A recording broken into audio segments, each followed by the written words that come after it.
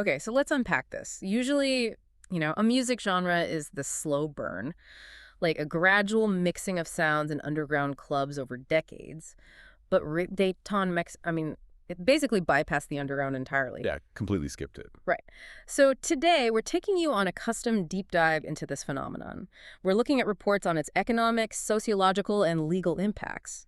Basically, our mission is to figure out how this hyper-local street sound engineered itself for TikTok and, well, accidentally broke Mexican broadcast law. It is a wild DNA to look at. You have these Puerto Rican rhythms mixed with the heavy sound system bass of cumbia sonidera, plus national hip-hop and electronica de barrio. Which is essentially those DIY electronic beats from working-class Mexican neighborhoods, right? Exactly. And that combination of street-level authenticity and cheap digital production tools created something entirely new. The creators didn't just preserve that neighborhood sound. They optimized it for the internet. They weaponized it for the digital age, basically. Yeah. You really see that optimization with current exponents like Danny Flow, Bellacath, or El Brigado.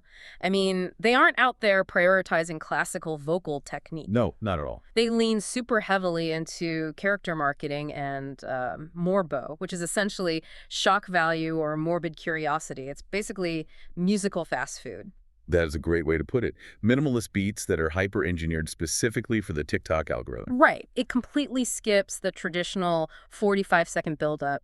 Instead, it drops the heavy bass and the most explicit lyrical hook within the first 3 seconds. It's just to physically stop you from scrolling past the video. Exactly. And that aggressive 3-second retention strategy, that translates directly into massive real-world economics.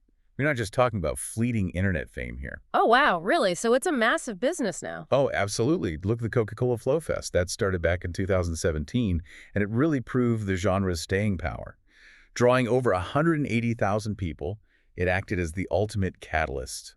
180,000? That is insane. Yeah, it took ñero, which is working class street slang, and these periphery aesthetics that were previously confined to urban margins, and transformed them. Suddenly, it's a highly lucrative, aspirational industry. Okay, but here is where it gets really interesting. The exact formula driving that viral success, the highly explicit, hypersexualized, algorithmic lyrics, well, it's crashing head-on into parental and legal walls. Right, the sociological backlash is huge.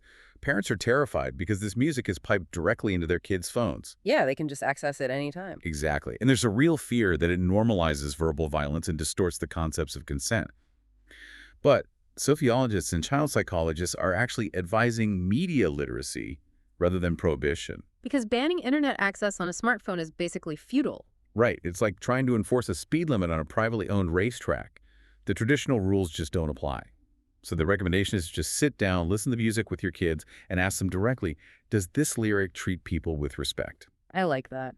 Yeah, it shifts the focus from blind censorship to, building their own critical thinking skills. Media literacy is great, but wait, why is this entirely on the parents? If traditional broadcast TV has decency laws that protect kids from this exact type of content, why isn't the government stepping in to regulate these platforms? Well, that brings us to the Mexican legal gridlock. The Constitution, specifically Articles 6 and 7, fiercely protects free expression. It strictly prohibits any sort of prior censorship by the state. Okay, so they can't block it before it goes out. Right. And while telecommunications laws heavily regulate what can be broadcast on traditional television and radio, the internet remains legally untouched. Platforms like TikTok, Spotify, and YouTube fall completely outside those historical broadcast regulations. Wow, so even if local governments wanted to step in, their hands are entirely tied by the Constitution. Well, they try. We actually see this friction happening in real time.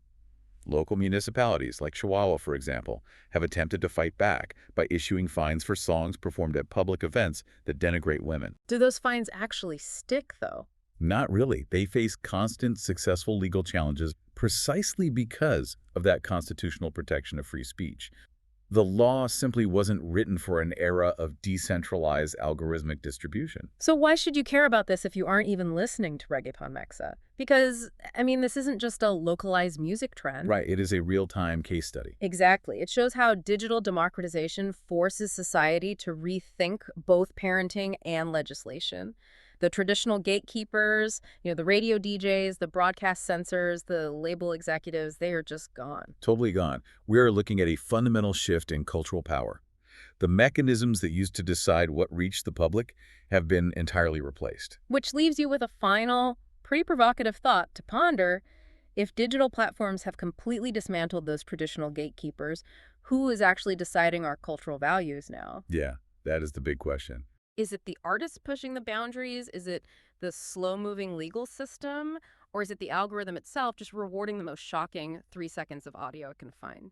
Next time a cultural phenomenon dominates your feed, ask yourself who actually programmed the rules of the game.